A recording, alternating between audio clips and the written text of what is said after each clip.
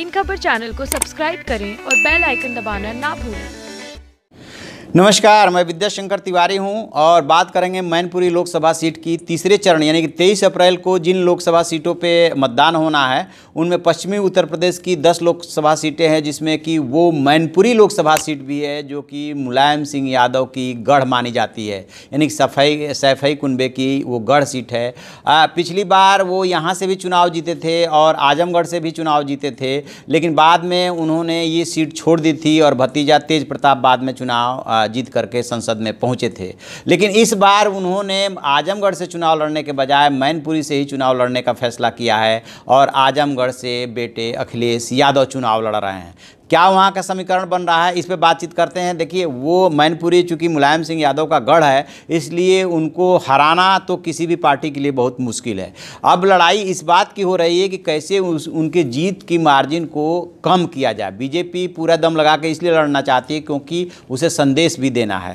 तो जो रणनीति बनी उस रणनीति में एसपी बीएसपी का जो गठबंधन हुआ उसमें कांग्रेस शामिल नहीं हुई, लेकिन जब कांग्रेस के लिए एसपी बीएसपी ने रायबरेली और अमेठी की सीट छोड़ी, यानी कि उन 2 सीटों पे अपना उम्मीदवार न खड़ा करने का फैसला किया, तो उसके एवज में कांग्रेस ने भी 7 सीटों पे अपने उम्मीदवार न उतारने का फैसला किया। और उसमें जो है सैफई कुनबे की जो 5 लोकसभा सीटें हैं जहां से मुलायम परिवार के लोग लड़ते हैं वो हैं, और 2 जो है लोक दल के जो नेता हैं अजीत सिंह और उनके बेटे जो जयंत चौधरी हैं मुजफ्फरनगर और बागपत, उन सीटों पर अपने उम्मीदवार नहीं उतारे। तो आप कह सकते हैं कि यहाँ पर जो लड़ाई है मैनपुरी में वो आमने सामने का है, क्योंकि कांग्रेस का यहाँ से कोई उम्मीदवार नहीं है। तो बीजेपी ने जो इस बार यहाँ से टिकट दिया है वो दिया है प्रेम सिंह साके को। प्रेम सिंह साके पिछला चुनाव भी लड़े थे। प्रेम सिंह साके उपचुनाव में तेज प्रताप यादव के खिलाफ उतरे थे और वो जो है 3 लाख से अधिक वोट हासिल किए थे उन्होंने। तो प्रेम सिंह साके की ये कहना पड़ेगा कि उन्होंने मजबूती से चुनाव लड़ा और 3 लाख से अधिक वोट हासिल किया मुलायम के गढ़ में, लेकिन इसके बावजूद वो लगभग 3.25 लाख वोट से जो है हारे थे तेज प्रताप से।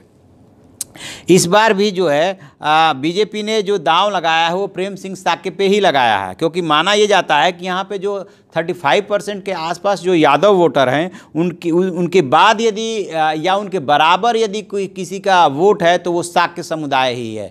और ये चूँकि प्रेम सिंह साके उसी समुदाय से आते हैं, यहाँ पे अच्छे जो अति पिछड़े लोग हैं उनकी भी अच्छी तादाद है। तो बीजेपी का हमेशा ये दांव रहता है कि यादव वोट पे जो है दांव लगाने के बजाय, चूँकि वो मुलायम सिंह की तरफ झुका हुआ है, तो दूसरी जो पिछड़ी जाती है उन पे दांव लगाया जाए, इसलिए साके को उतारा। और दूसरी कम्युनिटी जो पिछड़ी हुई जाती है उनको लेकर के ऐसी गुलबंदी करने की कोशिश की जा रही है ताकि किसी तरह से मुलायम सिंह की घेराबंदी की जा सके। और जहां तक बात है मतदाताओं की है तो यहाँ पे लगभग 17 लाख के आसपास मतदाता हैं। और अब एक और दिलचस्प इसमें कहानी जुड़ रही है कि जो 93 में एसपी बीएसपी का गठबंधन हुआ था, उसके बाद मुलायम सिंह यादव मुख्यमंत्री बने थे, फिर उनका बीएसपी से अलगाव हुआ, गेस्ट हाउस कांड हुआ 95 में।